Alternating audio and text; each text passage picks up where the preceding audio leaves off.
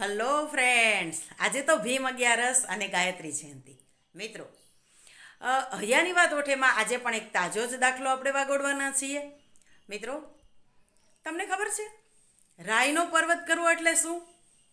અને એવી જ એક વાત, પીછામાંથી મોર બનાવવો. એક નાનું અમથું પીછું મળી જાય ને, એક નાની અમથી કોઈ વાત મળી જાય ને, તો લોકો એટલા બધા પાવરફુલ હોય એની કલ્પના શક્તિમાં, એની આવડતમાં, એની કળામાં, એનું સ્કિલ એણે એટલું ડેવલપ કર્યું હોય કે પીછામાંથી આખું મોર બનાવી દે. બોલો, આવા પણ ઘણા અનુભવ આપ સૌને પણ થયા હશે અને મને પણ થયા છે. આવી જ એક વાત, એક બેને આવો જ કંઈક પીછામાંથી મોર બનાવીને વાત કરવાની શરૂઆત કરી કે અરે અમારા બાજુવાળા બેન ગુજરી ગયા, બોલો, ભર યુવાન, અને કેટલી દોમ દોમ સાયવી, અને સાવ અચાનક જ એટેક આવી ગયો. અને એને તો કેટલી બધી આશાઓ હશે, અપેક્ષાઓ હશે, અરમાનો હશે, અને બોલો આ રીતે અચાનક જ ગુજરી ગયા. મને તો મારા ઘરમાં કેટલી બીક લાગે છે. હું એના ઘરમાં તો ન જાઉં, પણ મારા ઘરમાં મને બીક લાગે કે એ બેન ક્યાંય આવી જશે તો. અને ત્યારે મારી હૈયાની વાત ઓઠે આવી કે અરે મારી બેન, બીવાનું હોય તો જીવતા માણસથી બીવાનું હોય. મરેલાએ ક્યારેય કોઈને નુકસાન કર્યું એવું સાંભળ્યું છે આપણે? એ ક્યારેય આપણને નુકસાન નથી કરતા. મિત્રો, આપણે આજે મોડી રાત્રે વહેલી સવારે બહાર જવું હોય તો આપણે એવું કહીએ કે બીક લાગે. સંતાનોને મોકલવા હોય ટ્યુશનમાં, ક્લાસીસમાં, તો પણ બીક લાગે. તો આપણા સમાજમાં કોઈ એવા હિંસક પ્રાણીઓ તો રહેતા નથી, એવા કોઈ અસુરો પણ રહેતા નથી, છતાંય આપણે એવું કહીએ કે ના, બીક તો લાગે ને બેન. તો કોની બીક લાગે છે? સાવ સાચી વાત, માણસને માણસની બીક લાગે છે. મિત્રો, આપણે આપણી વિચારસરણીથી કેટલી હદે નિમ્ન કક્ષા સુધી પહોંચી ગયા હશું કે આજે માણસને માણસની બીક લાગે છે.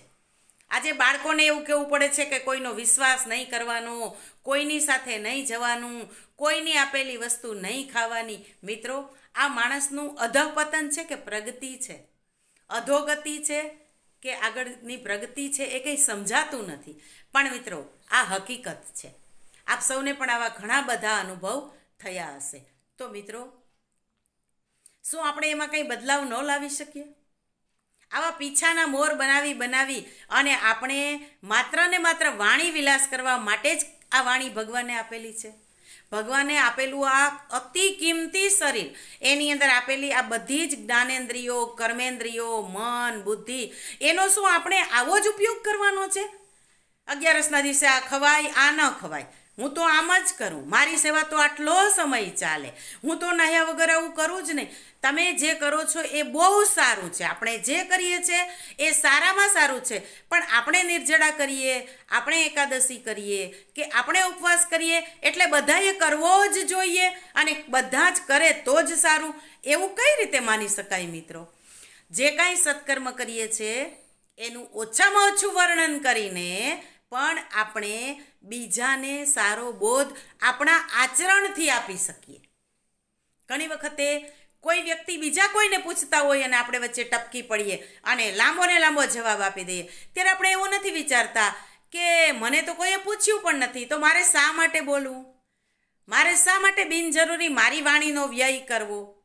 અને વાણી વિલાસમાં તો મિત્રો, આપણે પીછાનો મોર નહીં, મને તો એવું લાગે છે કે પીછાનો એક રૂછું હોય ને એનો પણ મોર બનાવી દઈએ એવું છીએ. હું તો આમ જ કરું, હું તો આમ જ કરું, મારે તો આમ જ જોઈએ, મારાથી તો આમ ના થાય તો મને ગમે જ નહીં. અરે, આપણે જે કાંઈ કરીએ છીએ એ આપણા નિયમ છે અને આપણે સ્વેચ્છાએ પાડેલા છે, આપણે જ આપણા મનથી સ્વીકારેલા છે. એનું વર્ણન બીજા પાસે ન કરાય.